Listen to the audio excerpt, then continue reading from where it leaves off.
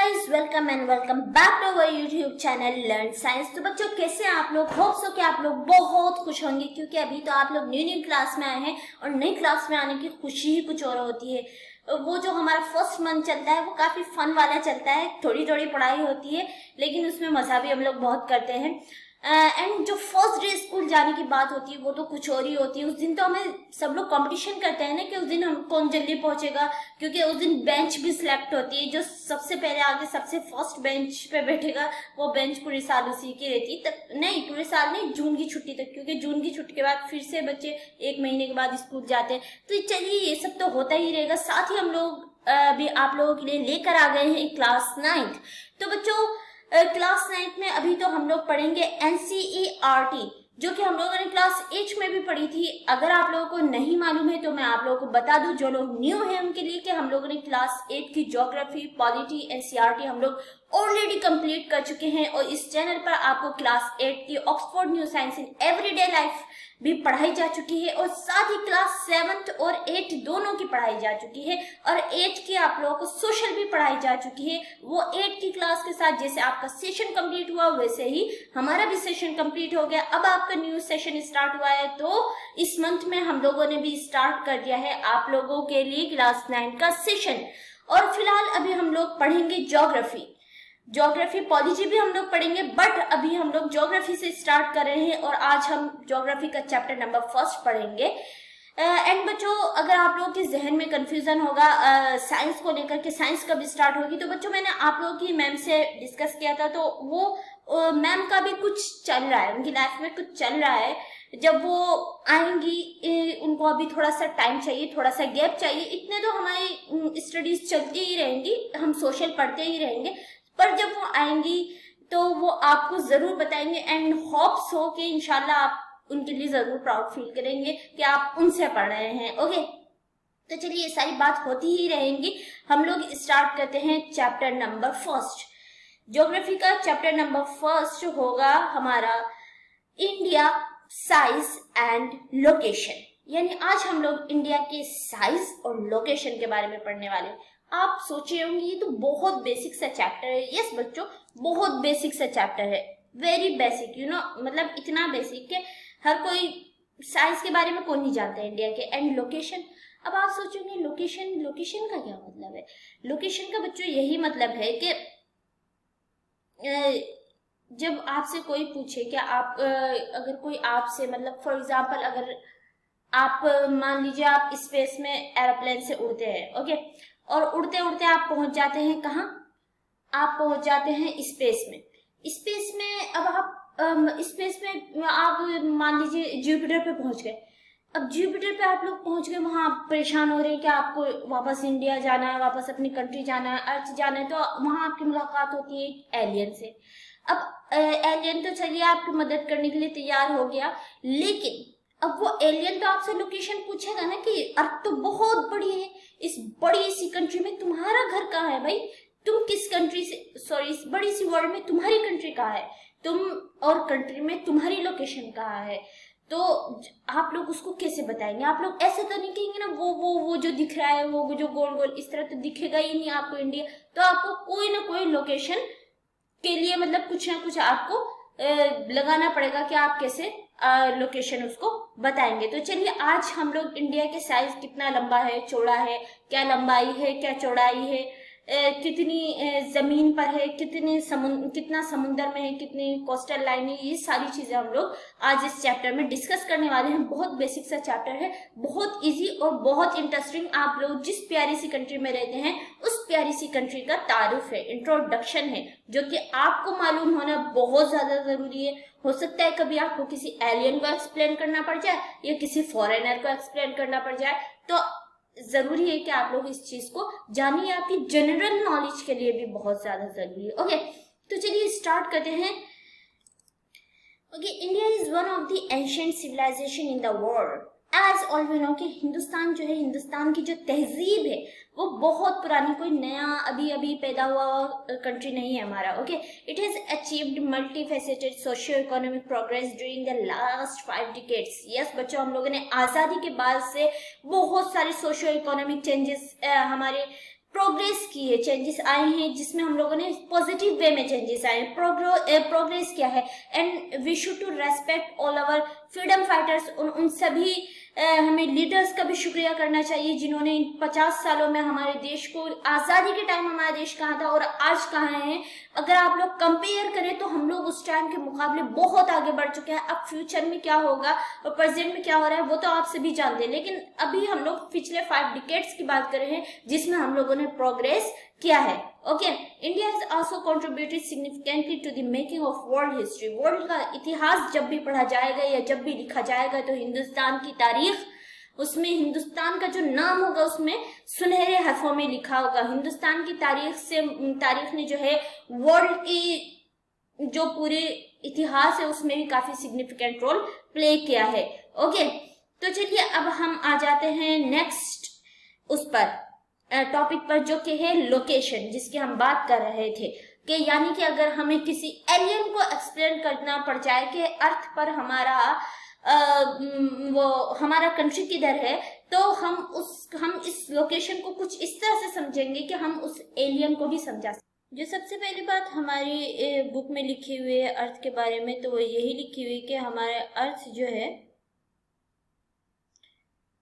थोड़े से पीछे चलते हैं हम, कि हमारे अर्थ जो है वो टोटली किस में है, lying entirely in the northern, sorry हमारे अर्थ बोल रही हूँ, हमारी कंट्री जो है lying entirely in the northern hemisphere, यानी कि हमारी कंट्री जो है वो नदर्न हेमिस्फीयर में, यानी पूरे अर्थ के नदर्न हेमिस्फीयर में है। अब ये नदर्न हेमिस्फीयर क्या है, तो हम चलते हैं थोड़ा सा ग्लोब की तरफ, अर्थ की तरफ, और इसको समझते हैं कि नदर्न हेमिस्फीयर क्या है। ओके, तो ये है हमारी अर्थ। आपके सामने आप लोग अपने स्क्रीन पर देख पा रहे होंगे कि ये हमारी अर्थ है। एज वी नो, जैसे कि हम सभी जानते हैं कि हमारी अर्थ जो है वो क्या है, गोल नहीं है, बॉल की तरह गोल नहीं है, बल्कि थोड़ी सी क्या है, चपटी है, यानी संतरे की शेप की है, इस तरह की शेप की है। ओके, तो देखिए बच्चों, तो हम लोगों ने किसी भी लोकेशन को समझने के लिए, किसी भी कंट्री की लोकेशन को निकालने के लिए हम लोगों ने क्या किया है कि अर्थ कुछ इमेजिनरी लाइंस में बांट दिया है, जिसकी वजह से हम लोग ये पहचान सके कि कोई भी पर्टिकुलर कंट्री अर्थ के कौन से हिस्से में है। तो सबसे पहले अर्थ को जो है एक बीचों बीच एक लाइन से बांट दिया गया, एक लाइन से जो है डिवाइड कर दिया गया, 0 डिग्री पर एक लाइन से डिवाइड किया गया। उस लाइन का क्या नाम है, आप सभी जानते हैं? यस, जल्दी से बताइए। जो अर्थ को बीचों बीच से डिवाइड करती है, यस, इस लाइन का क्या नाम है? इस लाइन का नाम है इक्वेटर।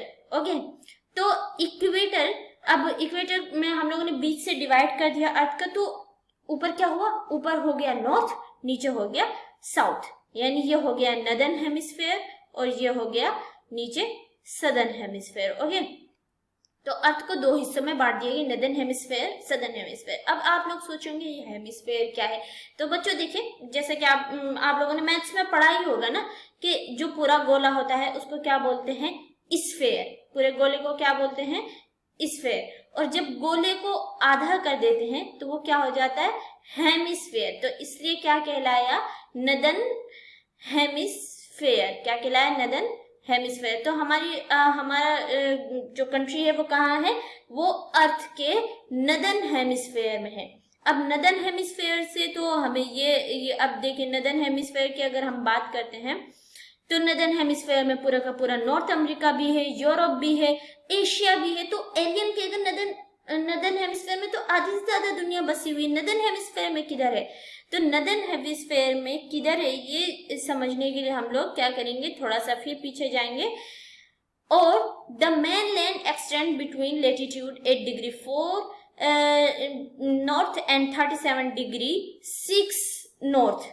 यानी अब हम उस एलियन को और समझाने के लिए हम लोग उसको कहेंगे कि जो हमारी अर्थ है ना, जो हमारे इंडिया है, वो 8 degree 4 latitude, 8 degree 4 latitude and 37 degree 6 latitude के बीच में है। अब ये लेटीट्यूड क्या है, अभी हम लोगों ने तो ये जाना कि इक्वेटर क्या है, अब हम जानेंगे कि लेटीट्यूड क्या है। ओके, तो चलिए थोड़ा सा इसको सबको हम लोग हटा लेते हैं। तो लेटीट्यूड देखिए, अभी हम लोगों ने अर्थ को डिवाइड किया था ऐसे इक्वेटर पे, 0 डिग्री पे इसको डिवाइड किया था, जो कि क्या कहलाया है, इक्वेटर। तो बच्चों देखिए, और भी यहाँ इस इक्वेटर के नीचे नीचे भी ऐसे ऐसे लाइंस खींच दी गई। ये लाइंस क्यों है? ये सारी लाइंस इमेजिनरी है, ये आपको वहां से जुपिटर पे से अगर आप एलियन को दिखाने की कोशिश करेंगे तो नहीं दिखेंगी। ये सारी लाइंस क्या है? ये सारी लाइंस इमेजिनरी है, ये रियल में नहीं है। ओके, और ये लाइन हम लोगों ने क्यों इमेजिनरी, इनको इमेजिन क्यों किया है? ताकि हम किसी भी कंट्री की, किसी भी जगह की लोकेशन को हम आसानी से समझ पाए। तो ये जो नीचे ऐसे ऐसे जो अर्थ को डिवाइड किया गया है ना, ऐसे ऐसे ऐसे जो डिवाइड किया गया है, तो ये क्या है? ये है लेटीट्यूड्स। ये क्या है? ये लेटीट्यूड्स है, यानी ये जो लेटी है ये लेटीट्यूड्स है। तो चलिए, इस तरह तो हमें पता लग गया यकीनन। देखिए, यहाँ इक्वेटर है, यहाँ पे एक लेटीट्यूड है, तो अर्थ की हमारी जो मेनलैंड है उसके यहाँ से भी एक लेटीट्यूड गुजरती होगी, उसके यहाँ से भी एक लेटीट्यूड गुजरती होगी। तो 0 डिग्री से थोड़े से ऊपर गए, 0 डिग्री यहाँ है, इससे थोड़े से ऊपर गए तो 8 डिग्री 4 पे ये हमारा नॉर्थ में। नॉर्थ हम अब नॉर्थ क्यों लिखेंगे? इंडिया का तो साउथ है। अब आप ये कह रहे हैं नॉर्थ इंडिया का साउथ है, लेकिन इंडिया जो है, इंडिया का सदर्न मोस्ट पार्ट है ना, लेकिन जो हमारा जो पूरे वर्ल्ड में जो हमारा इंडिया है वो नॉर्थ हेमिस्फेयर में, नदर्न हेमिस्फेयर में, तो इसलिए हम लोग नॉर्थ ही लिखेंगे। वो इंडिया का साउथ है, लेकिन हम लोग, क्योंकि हमारा इंडिया नदर्न हेमिस्फेयर में, इसलिए हम लोग नॉर्थ ही लिखेंगे। ओके, यहाँ पर कंफ्यूज मत होइएगा। और यहाँ पे भी एक लेटीट्यूड गुजरती होगी, जो क्या है 37 डिग्री 6। तो चलिए, इस तरह लेटीट्यूड में बांट दिया। और साथ ही फिर हम लोगों ने और ज्यादा किसी भी उसको समझने के लिए, किसी भी कंट्री की लोकेशन को जानने के लिए हम लोगों ने अर्थ को यहाँ से भी बीच हिस्सों में डिवाइड कर दिया। 0 डिग्री पर हम लोगों ने अर्थ को डिवाइड कर दिया। 0 डिग्री के सामने तरफ, आगे तरफ क्या हुआ? ईस्ट, पीछे तरफ क्या हुआ? वेस्ट। ओके, तो अब हम लोगों ने अर्थ को, जैसे यहाँ पे लेटीट्यूड में हर डिग्री पर एक एक लेटीट्यूड थी, तो इसी तरह यहाँ पर भी ऐसे लॉन्गिट्यूड से, लॉन्गिट्यूड से, यानी लेटी हुई। अब आप इसको इस तरह समझ लेंगे, जो ये लेटी हुई लेटीट्यूड है और ये जो खड़ी हुई है ये लॉन्गिट्यूड है। इसलिए ये हमारा इंडिया कहाँ है? नदर्न हेमिस्फेयर में, अर्थ के नदर्न हेमिस्फेयर में ईस्ट पे है, नदर्न हेमिस्फेयर में ईस्ट में है, यानी नॉर्थ ईस्ट में है हम लोग। ओके, ये अर्थ के नॉर्थ ईस्ट में है। ओके, तो चलिए, जिस तरह अब ये यहाँ से लेटीट्यूड गई, तो यकीनन अर्थ की यहाँ से भी, हमारी इंडिया की यहाँ से भी एक लेटीट्यूड गुजरती होगी, यहाँ से भी एक लेटीट्यूड गुजरती होगी। तो हम उस एलियन को बता सकते हैं कि 8 डिग्री 4 नॉर्थ में और 37 डिग्री 4 जो लेटीट्यूड है उस पे, इनके बीच में हमारी कंट्री पड़ती है। और साथ ही 68 degree south east and 97 degree 25 east में, ईस्ट ही कहलाएगा बच्चों, क्योंकि हम लोग ईस्ट में, ये इंडिया का वेस्ट होगा, ये इंडिया का वेस्ट होगा, लेकिन हमारे इंडिया का वेस्ट पार्ट है, लेकिन हमारे अर्थ का ईस्ट है, इसलिए हम लोग ईस्ट ही लिखेंगे, क्योंकि हम लोग ईस्ट हेमिस्फेयर में, अभी मेनलैंड की बात करें, इंडिया के अंदर की, इंडिया के साउथ ईस्ट की बात नहीं करें, बल्कि हम लोग अर्थ में जो है, किस जगह पे हमारा इंडिया है उसकी बात कर रहे हैं। ओके, तो होप्स हो कि आप लोगों को समझ में आया होगा कि यहाँ से भी एक लॉन्गिट्यूड गुजरती होगी और यहाँ से भी एक लॉन्गिट्यूड गुजरती होगी, तो इसी तरह उनके नाम है। साथ ही यहाँ से भी एक लेटीट्यूड, तो आप एलियन को बता सकते हैं कि इस लेटीट्यूड और इस लॉन्गिट्यूड के बीच में जो कंट्री है वो क्या है? वो हमारी कंट्री है, वो इंडिया का मेनलैंड एक्सटेंड है। ओके, ये कुछ नंबर्स हैं जिनको आपको रट लेना एकदम लाजमी है। एंड साथ ही फिर आप लोग उसको बता सकते हैं कि एंड सेकंड आप उसको बताएंगे कि the tropic of cancer 23 degree 30 north divides the country into almost 2 equal parts की एक लाइन गुजरती है। देखिए, एक लेटीट्यूड हमारी कंट्री से गुजरती है जो कहलाती है ट्रॉपिक ऑफ कैंसर, जो क्या कहलाती है बच्चों? Tropic of cancer. ओके, अब आप लोग सोचेंगे ट्रॉपिक ऑफ कैंसर कुछ कैंसर वेंसर हो गया था? नहीं, बच्चों देखिए मैंने कुछ रब कर दिया, साथ में आपको बताती हूँ एक और लाइन हमारी कंट्री से गुजरती है, बिल्कुल बीचों बीच से, बिल्कुल इंडिया के बीचों बीच से गुजरती है। ये आप ये जो लाइन देख रहे हैं ना, ये वाली जो लाइन देख रहे हैं आप लोग, ये वाली जो लाइन देख रहे हैं, ये है ट्रॉपिक ऑफ कैंसर। यहाँ पर भी लिखा गया है, ये हमारे इंडिया को ऑलमोस्ट 2 इक्वल पार्ट में ये डिवाइड करती है। और ये कौन सी डिग्री पर है? 23 डिग्री 30 नॉर्थ में है ये। अब आप सोचेंगे ये ट्रॉपिक ऑफ कैंसर क्या है? देखिए बच्चों, ट्रॉपिक ऑफ कैंसर का एक अलग है, बस आप ये याद कर लीजिए कि एक लेटीट्यूड हमारे इंडिया के बिल्कुल बीचों बीच से गुजरती है, जिसका नाम क्या है? Tropic of cancer. और वो उसका नंबर क्या है? 23 degree 30 north. Okay, to the southeast and southwest of the mainland lie the Andaman Nicobar Island and the Lakshadweep Island in Bay of Bengal, Arabian Sea respectively। और साथ ही आप लोग ये भी बता सकते हैं उस एलियन को कि हमारी कंट्री, अभी तो आप लोगों ने लेटीट्यूड और लॉन्गिट्यूड से उसको समझा ही दिया, ये कहिएगा कि जो हमारी कंट्री है उसके साउथ ईस्ट में और साउथ वेस्ट में, जो उसकी मेन लैंड का साउथ ईस्ट साउथ वेस्ट है, उसमें अंडमान निकोबार आइलैंड है और लक्षद्वीप आइलैंड है, जो कि बंगाल की खाड़ी में है और अरेबियन सी में है। आप उसको बता सकते हैं कि यही हमारी कंट्री है। Okay, to the south east and south west of mainland lie Andaman Nicobar island and the Lakshadweep island in bay of Bengal and Arabian. ये दोनों एक ही है, सॉरी, ये दो बार लिखा गया। तो आप इस तरह उसको पहचान बता सकते हैं किसी भी एलियन को कि यही हमारी कंट्री की पहचान है। 8 डिग्री 4 लेटीट्यूड से 37 डिग्री 6 लेटीट्यूड के बीच में जो कंट्री आ रही है वो इंडिया है। एंड साथ ही 37 डिग्री 6 लॉन्गिट्यूड से लेकर 68 डिग्री 7 लॉन्गिट्यूड से लेकर 97 डिग्री 25 लॉन्गिट्यूड के बीच में और 8 डिग्री 4 से 37 डिग्री 6 लॉन्गिट्यूड और लेटीट्यूड के बीच में जो कंट्री है वही हमारी कंट्री है। और साथ ही आप ये बता सकते हैं कि इसके साउथ ईस्ट और इसके मेन लैंड के साउथ ईस्ट और साउथ वेस्ट में अंडमान निकोबार है, जो कि बे ऑफ बंगाल में है, और क्या जो कि जिसमें बे ऑफ बंगाल है और अरेबियन सी है। अब यहाँ पे आपको एक डू यू नो दिया गया है छोटा सा कि the southern most point of the Indian union Indira point got submerged under the sea water in 2004 tsunami. के 2004 के जो इंडियन यूनियन का, इंडिया का नहीं, इंडिया के मेनलैंड का नहीं, इंडियन यूनियन का जो सबसे साउदर्न मोस्ट पॉइंट था इंदिरा पॉइंट, वो जो है 2004 की सुनामी में वो डूब गया था, पानी के अंदर चला गया था। ओके,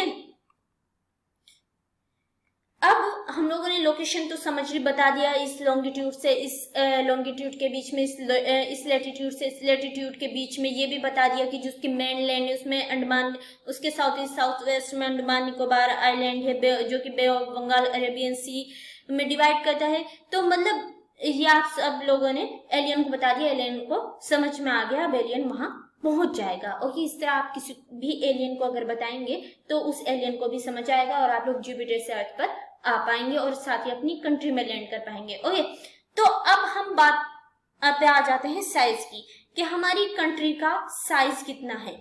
लोकेशन तो हम लोगों ने पढ़ ली, अब हम लोग पढ़ेंगे साइज के बारे में। The land mass of India has an area of 3.28 million square kilometer। कि जो लैंड मास ऑफ इंडिया है उसका जो टोटल एरिया है वो कितना है? 3.28 मिलियन स्क्वायर किलोमीटर है। India total area account for about 4% of the total geographical area of the world. यानी वर्ल्ड का पूरा जितना जोग्राफिकल एरिया है, यानी पूरा जितना रहने के लायक जो एरिया है, जोग्राफिकल एरिया है, उसमें हमारे इंडिया का कितना एरिया? 2.4% हमारी इंडिया का एरिया है। Okay, India has a land boundary of about 15,200 kilometre and the total length of the coastline of mainland including Andaman Nicobar Lakshadweep is 7,556 kilometre. यानी कि जो हमारी इंडिया का जो मेनलैंड है, यानी जो टोटल बाउंड्री है हमारे इंडिया की कोस्ट लाइन को सबको मिला के अगर हम देखें, ये सारी लाइंस को, ये जितनी भी बाउंड्री है आप ये देख रहे हैं, तो ये कितनी है? ये टोटल कितनी है?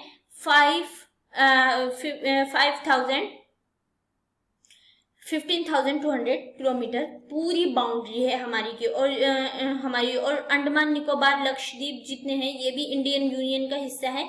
तो इनकी टोटल ये जो है ये जो है नीचे अंडमान निकोबार आइलैंड, इनकी पूरी Lakshadweep as you can see यहाँ पे इनकी अगर हम लोग इनकी पूरी बाउंड्री को देखें तो वो है 7,516.6 kilometre. India is bounded by the young folded mountain in the north west and the north east. यानी इंडिया जो है हमारा इंडिया जो है ये नॉर्थ ईस्ट में पूरा और नॉर्थ वेस्ट में पूरा ये पहाड़ों से ढका हुआ है, पूरा पहाड़ों से ढका हुआ है। अब देखिए ये इन पहाड़ों का हमारे इंडिया में ये मतलब हमारे लिए एक तरह से वरदान है, एक तरह से ये अगर ये पहाड़ ना होते तो चाइना पता नहीं क्या कर रहा होता, कितने अटैक्स कर रहा था। तो ये अटैक्स से तो महफूज रखता ही हमें। साथ ही जो हमारे इंडिया का मॉनसून है वो भी पूरा इन पे डिपेंड करता है, क्योंकि जो मॉनसून यहाँ से चलता है वो इन पहाड़ों से टकराकर वापस बे ऑफ बंगाल की तरफ मुड़ जाता है। अगर ये पहाड़ ना होते तो पूरा इधर से पूरा चला ही जाता, हमारे यहाँ बारिश ही नहीं होती। और साथ ही ये जो पहाड़ है ये इधर से आने वाले ईस्ट नदर्न हेमिस्फीयर से आने वाली जितनी ठंडी हवाएं हैं, कोल्ड विंड से उनको रोक के रखता है। वरना तो ये वाला जो पूरा एरिया है ये तो बिल्कुल कोल्ड डेजर्ट बन जाता है। तो इस तरह ये जो पहाड़ है हमारे लिए नॉर्थ ईस्ट से नॉर्थ वेस्ट में, ये हमें सेफ तो रखते ही है हमारे नेबर्स से, साथ ही हमारे इनका जो क्लाइमेट है, हमारा जो मानसून है उसमें भी इनका बहुत बड़ा रोल है। तो ये एक तरह से हमारे लिए ये क्या है, ये वरदान है। ओके, तो चलते हैं आगे। South of about 22 degree north latitude it begins to taper and extend towards the Indian ocean dividing into 2 seas, the Arabian sea on the west and the bay of Bengal on its east. यानी ये कहा जा रहा है कि ये आप जो ये 22 डिग्री देख रहे हैं इधर आप लोग, क्या हमारा इंडिया जो है वो 22 डिग्री, ये आप 20 डिग्री देख रहे हैं इससे थोड़ा सा नीचे 22 डिग्री से हमारा इंडिया जो है वो थोड़ा सा टेपर होता जाता है, जो कि इंडियन ओशन में जो मेनलैंड है वो थोड़ी मतलब टेपर शेप में ऐसे लटका हुआ है इंडियन ओशन में। और ये जो सी है या ये जो पूरा समुंदर है इसको ये टेपर जो हमारा मेनलैंड जो लटका हुआ है टेपर शेप का, इसको सी को 2 हिस्सों में बांट देता है, एक किसमें, एक अरेबियन सी में और दूसरा बे ऑफ बंगाल में। तो इस तरह ये 2 हिस्सों में बांट देता है। ओके, ये भी हमारे इंडिया की सिग्निफिकेंट है। आप ऊपर से देखेंगे तो ये आपको, अगर आप ग्लोब देखेंगे तो उसमें भी आपको ये काफी अच्छे से दिखता है। Okay, note that the latitude and longitudinal extent of the mainland is about 30 degree. Despite this fact, the eastward extent appears to be smaller than the north-south extent. यानी अब ये आपको बताया जा रहा है कि जो हमारा नॉर्थ से लेके साउथ तक का और ईस्ट से लेके वेस्ट तक का जो मतलब फासला है वो कितना है, स्ट्रेच जो है वो दोनों के बीच में ईस्ट से वेस्ट, नॉर्थ से साउथ तक कितना है, 30 डिग्री का है। 30 डिग्री का देखिए यहाँ से 68 डिग्री 7 से 97 डिग्री 25, 68 से हम लोग चले गए 78, 78 से 88, 20 हुआ 88 से 98 यानी 97 डिग्री 25, यानी दोनों मतलब तकरीबन बराबर ही है। और अब हम लोग नीचे से देखें 8 डिग्री 4 से 37 डिग्री 4, 8 डिग्री 4 से हम लोग 9 डिग्री 9 से 8 डिग्री 4 से 10, 10 से 20, 20 से 30, यानी ऑलमोस्ट दोनों के बीच में साउथ से नॉर्थ से साउथ और ईस्ट से वेस्ट कितना है, 30 डिग्री का स्ट्रेच है। और लेकिन हमें क्या लगता है कि इंडिया नॉर्थ से साउथ तक ज्यादा लंबा है और ईस्ट से वेस्ट तक कम लंबा है। वो इसलिए दिखता है बच्चों क्योंकि देखिए नॉर्थ से साउथ तक तो एकदम सीधी ये लाइन जा रही है, लेकिन वेस्ट से ईस्ट तक अगर आप देखेंगे तो यहाँ पे बीच में जो है हम लोग इस वाले हिस्से से बहुत संकीर्ण क्षेत्र से, बहुत संकीर्ण सा रास्ता है, बहुत पतला सा रास्ता है, यानी जो लैंड है वो काफी पतली सी है। उसकी वजह से हमें इसके बीच में नेपाल आ जाता है, भूटान आ जाता है, जिसकी वजह से हमें ऐसा लगता है कि इंडिया ईस्ट से वेस्ट तक छोटा है और नॉर्थ से साउथ तक ज्यादा लंबा है। थोड़ा सा तो फर्क है, आप देख सकते हैं 2933 किलोमीटर वेस्ट से ईस्ट तक का स्ट्रेच है एंड एंड इधर आप लोग नॉर्थ से साउथ तक का स्ट्रेच देख सकते हैं। मतलब थोड़ा सा तो फर्क है लेकिन ज्यादा, लेकिन जब हम देखते हैं कि दोनों के बीच में 30 डिग्री का ही स्ट्रेच है, लेकिन अगर ऐसे हम लोग देखते हैं तो ऐसा लगता है कि इंडिया नॉर्थ से साउथ तक ज्यादा लंबा है और ईस्ट से वेस्ट तक कम लंबा है। इसकी वजह से क्योंकि बीच में हमारे ये नेपाल भूटान ये देश आ जाते हैं। ओके, तो ये फैक्ट था जो आपको समझाने के लिए यहाँ छोटी सी बात दी गई थी। होप्स हो गया आप लोगों को समझ आ गया होगा। तो चलिए अब आगे बढ़ते हैं। From Gujarat to Arunachal Pradesh there is a time lag of 2 hours, hence time along the standard meridian of Indian 82°30 east passing through Mirzapur in Uttar Pradesh is taken as the standard time for the whole country. देखिए अब यहाँ पे एक बात आप लोगों को, ये है तो सिर्फ एक पॉइंट, मैंने आपके पूरे चैप्टर्स को पॉइंट्स में डिवाइड कर दिया है ताकि हम एक एक लाइन को बिना स्किप किए हुए समझ सके, काफी अच्छे से समझ सके, कुछ भी स्किप ना हो। हम लोग बहुत ज्यादा बेसिक में नहीं जा रहे। अब आप ये मत सोचिए बहुत बेसिक में जाकर मैं आपको बोर कर रही हूँ, नहीं, हम लोग बहुत ऊपर से मतलब समझ रहे हैं, लेकिन कॉन्सेप्ट को हम लोग बिना समझे आगे नहीं बढ़ेंगे, वरना ऐसे पढ़ने का कोई फायदा नहीं। ओके, एक बात आपको यहाँ कही गई है कि जो गुजरात, यहाँ जो हमारा सदर्न मोस्ट पॉइंट पे जो हमारा स्टेट है वो है यहाँ पर सदर्न मोस्ट पॉइंट पर अरुणाचल प्रदेश। ओके, यहाँ पर है हमारा अरुणाचल प्रदेश और यहाँ पर क्या है गुजरात। तो गुजरात एंड इधर हमारा हो गया अरुणाचल प्रदेश। ओके, तो आपको ये कहा जा रहा है कि अरुणाचल प्रदेश से लेके गुजरात तक का जो टाइम लेग है उसमें 2 घंटे का फर्क है। इसीलिए जो हम लोगों ने मेन टाइम इंडिया का बनाया है, तो वो एक हमारी इंडिया के बीचों बीच से एक लाइन गुजर रही है। 80 आप यहाँ देख रहे हैं 84 डिग्री देख रहे हैं, यहाँ पे 80 डिग्री, तो यहाँ से एक बीचों बीच 82 डिग्री से एक लाइन गुजर रही है, लॉन्गिट्यूड गुजर रही है, जिसको हम लोगों ने स्टैंडर्ड मेरिडियन मान लिया है। यानी अब आप लोग इस कॉन्सेप्ट को समझिए कि इसको हम लोगों ने स्टैंडर्ड मेरिडियन क्यों मान लिया।